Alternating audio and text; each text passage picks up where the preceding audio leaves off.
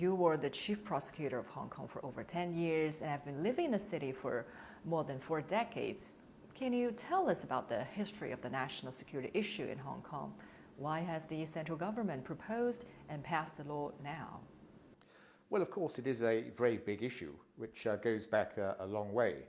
You will recall that when the future of Hong Kong was discussed between the Chinese side and the British side in the 1980s, that resulted in what's known as the Sino-British Joint Declaration, and that covered the broad areas of agreement on the future of Hong Kong. But one of the areas that wasn't covered was national security. Some people suggest these days, when they condemn recent developments, that there's been a breach of what's in the Joint Declaration.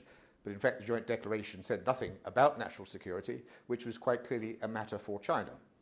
And when the NPC in 1990 enacted the basic law of the Hong Kong Special Administrative Region, it took a very courageous and a very big decision, because in all parts of the world that I'm aware of, legislation for parts of the country are passed by the national parliament itself and aren't entrusted to local or regional assemblies to do.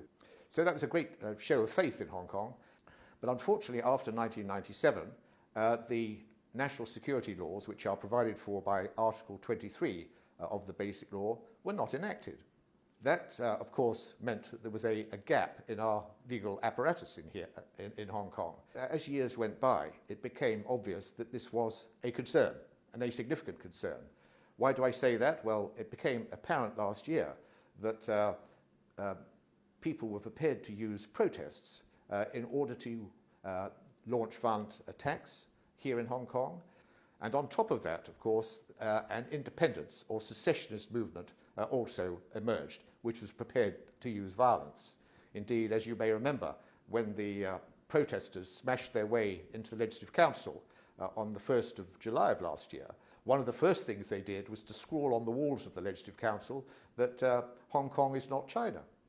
They then damaged the regional emblem and destroyed copies of the Basic Law, the very symbols of one country, two systems.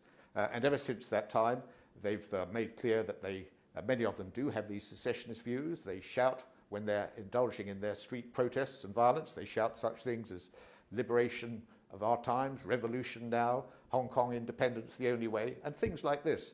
So it's quite clear that a separatist movement is operating within the broader protest movement itself. And this separatist movement is being encouraged by overseas forces. And a graphic illustration of that came last month on May the 19th, when in the United States Congress, when Congressman Perry, who's a member of the Republican Party, moved a motion in the House of Representatives authorizing the President of the United States, President Trump, to treat Hong Kong as a separate, independent nation. So it's obvious that this is obviously direct encouragement to the separatists in Hong Kong, and it reveals a plan by people in Washington, D.C. to try and divide up China. So against this background, it's quite clear that the present situation was intolerable.